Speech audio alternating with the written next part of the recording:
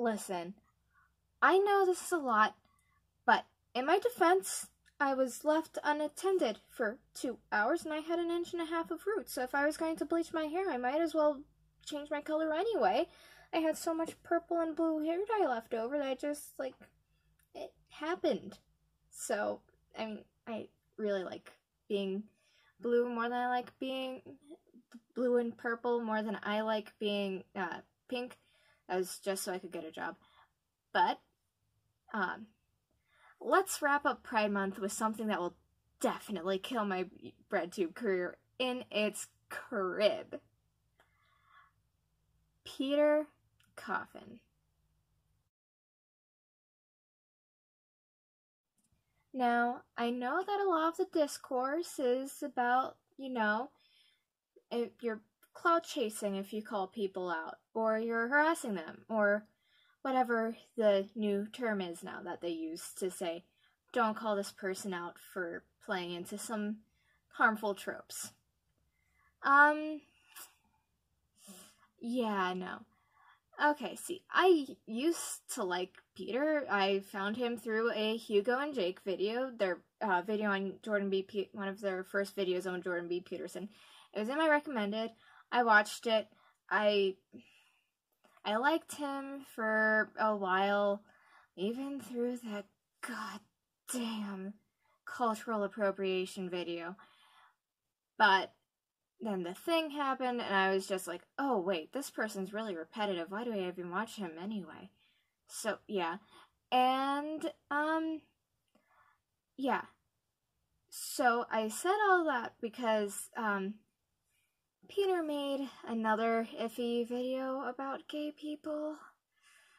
His video on Taylor Swift's You Need to Calm Down, it contributes to a harmful stereotype about the gay community that I'm not sure if he knows he was playing into, and I know that Peter is not a cishet. I know he is agender and pansexual. You do not need to remind me in the comments. I know. However, just because you're not a cishet, if you're not a gay person, that means you can still contribute to homophobia. Okay? Okay. So, the You Need to Calm Down video.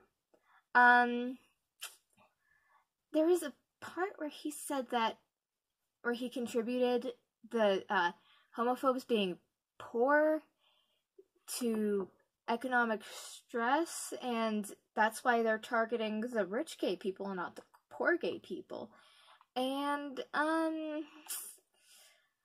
the thing about that is that actually contributes to a really weird right-wing conspiracy theory about gay people. I don't know if there's, like, a specific name for it, but I just call it the gay mafia theory. The theory is that in a lot of conservative circles, especially conservative Christian circles, that gay people have been, throughout the past few decades, infiltrating social institutions to spread the gay agenda. And this has been a thing forever, and it's most recently been spread because Pope Benedict Emeritus said that he was pushed to retire by a gay mafia in the Vatican. And then Raymond Arroyo, who is a EWTN personality, got a show on Fox or one of their streaming services, so that's been spread to Fox, so now it's even bigger than before. And I think, and I'm not saying that Peter is an outright homophobe, I'm saying that he has a pattern, a very problematic pattern of class reductionism, and this is just the most recent way it's manifested itself. They did not take the time to look at to research the implications of what they were saying whenever they said that the gay people that the poor homophobes were being bigoted against. He didn't take time to think, well, if I say, you know, they're only mad at the upper echelon of these gay people, that I'm contributing to this conspiracy theory. I just think that he has a hot take, writes a script, and doesn't understand the full implications of it. This happened whenever they did the cultural appropriation video. And the Jussie Smollett video, which I know they apologized for. Oh, and that representation in media video, which I have my own problems with, but it's pretty much all of this. So, really what people are mad about, what the LGBT community is mad about, and you need to calm down, is Taylor Swift has an actual history of homophobic behavior. She wrote a song early in her career where she threatened to falsely out an ex-boyfriend of hers because he was being petty or something about that, like that.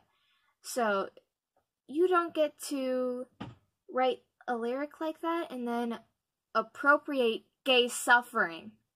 You don't. And that was one big problem. And the other big problem is one of the lines, it kind of, I know it's meant to say that, you know, bullying people for being gay won't make them less gay, but it comes across as contributing to that, you know, fun straight people thing where they think that homophobes, oh, they're really gay. You know, Mike Pence is really gay. Or, you know, those anti-gay pastors, they're really gay and they're hiding from their feelings.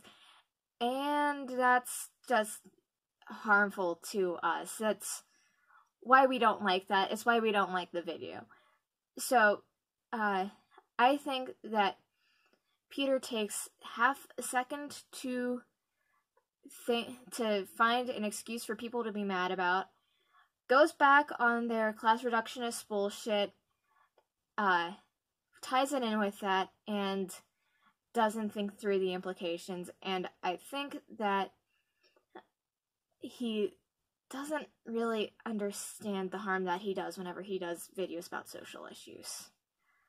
I really hope this isn't going to kill my career, but, or my video making, because I actually have a lot of fun stuff planned for next month. I have Oceanography Month coming up, and I'm really excited about that, so please don't come into my Curious Cat and tell me to go play in traffic. Alright, bye.